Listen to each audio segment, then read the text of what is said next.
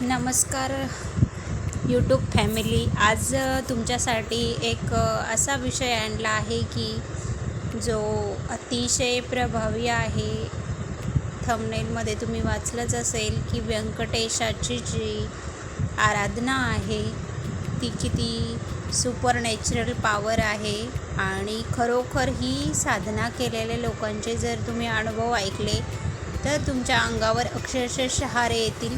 कारण जिथे कुठे काहीही कार्य करत नाही किंवा कुठलाही सेवा ही तुम्हाला फलप्राप्तीच देत नसेल तर तुम्ही व्यंकटेशाची ही जी आराधना आहे संकल्पयुक्त ती करू शकता. आणि खरोखर ही खूपच प्रभावी आहे. फक्त थोडंसं धाडस तुमच्या हृदयामध्ये असायला खूप गरजेचं आहे. कारण ही सेवा करताना किंवा हा संकल्प पूर्ण करताना तुम्हाला काही अनुभव येऊ शकतात ज्याच्यामुळे तुमच्या मनामध्ये भय उत्पन्न होऊ शकतं. पण तेच भय मी आज तुमचं दूर करणार आहे की असं काहीही नाही आहे की याच्यात घाबरण्यासारखं. कारण ही प्रत्येकच एनर्जी ही खराब नसते. आणि व्यंकटेश स्तोत्र वाचताना काही लोक सांगतात की खूप निगेटिव्ह एनर्जी अटॅक वगैरे करते, तर तसं काहीही नसतं.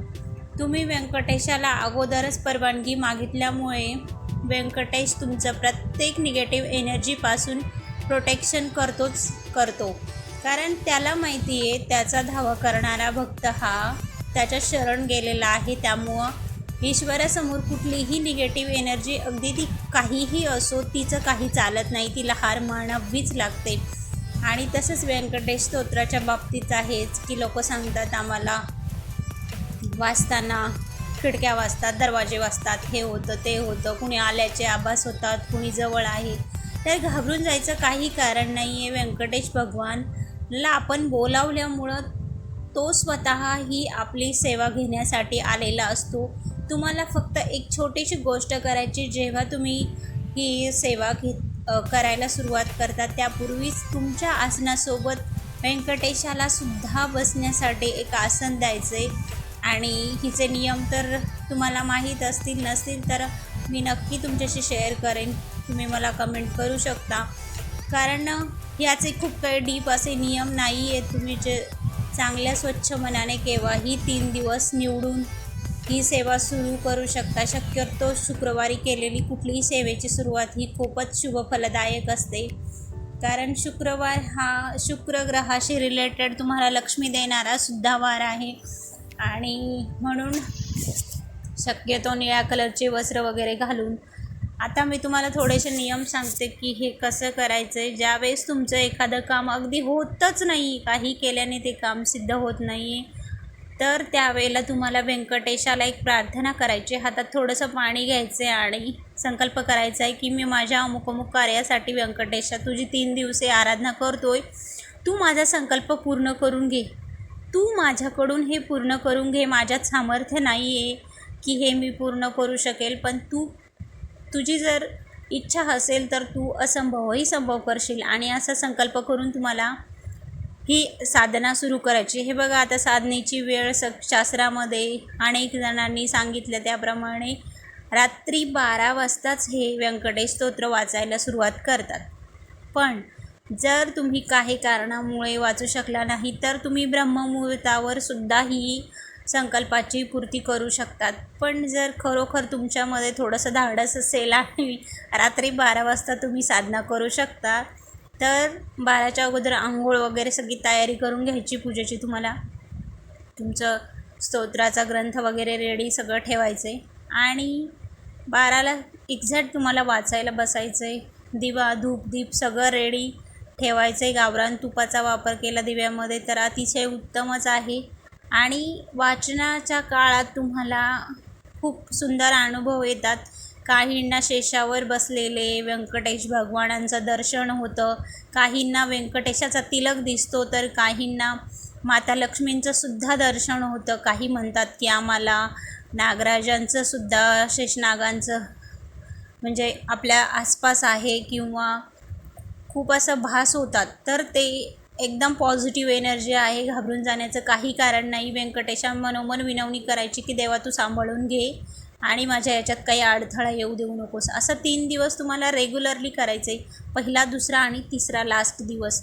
आळस येईल, खूप असं वाटेल की कधी कधी ही सेवा करूच नाही, सोडून द्यावी. एक दिवस केली, दुसऱ्या दिवशी मनच नाही, पण तुम्हाला तुमचा संकल्प पूर्णच करायचा आहे आणि त्यामुळे तुमची कार्यसिद्धी होते.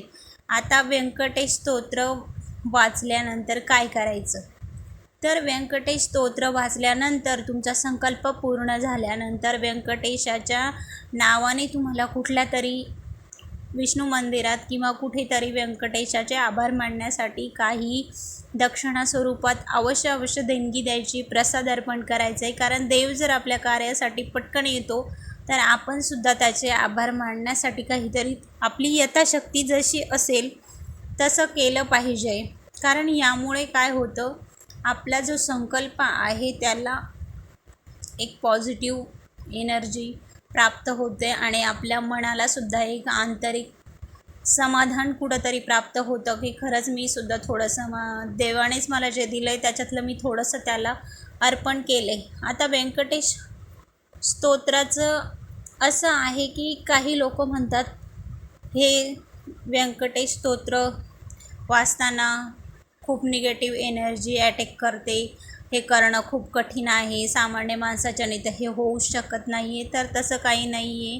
तुमच्या मनाचा जर दृढ निश्चय असेल आणि तुमच्यावर व्यंकटेशाची जर काही किमया असेल तर नक्कीच हा जो संकल्प आहे तो व्यंकटेश स्वतः पूर्ण करून घेण्यासाठी येतो.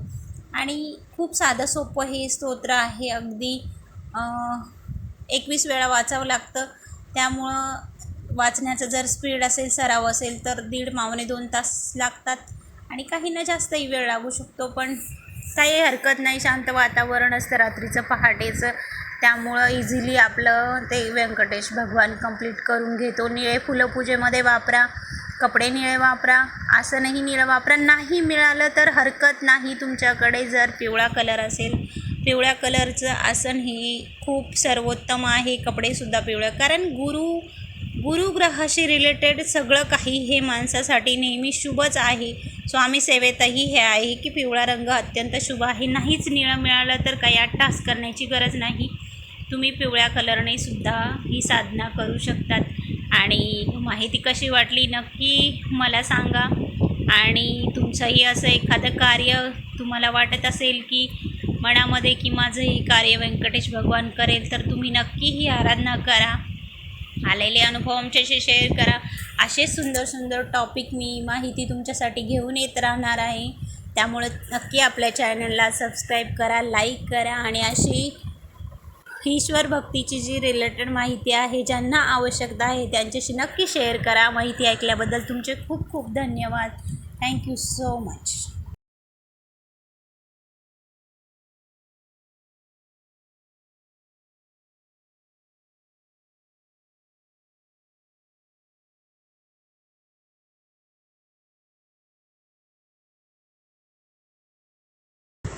नमस्कार यूट्यूब फॅमिली. आज तुमच्यासाठी एक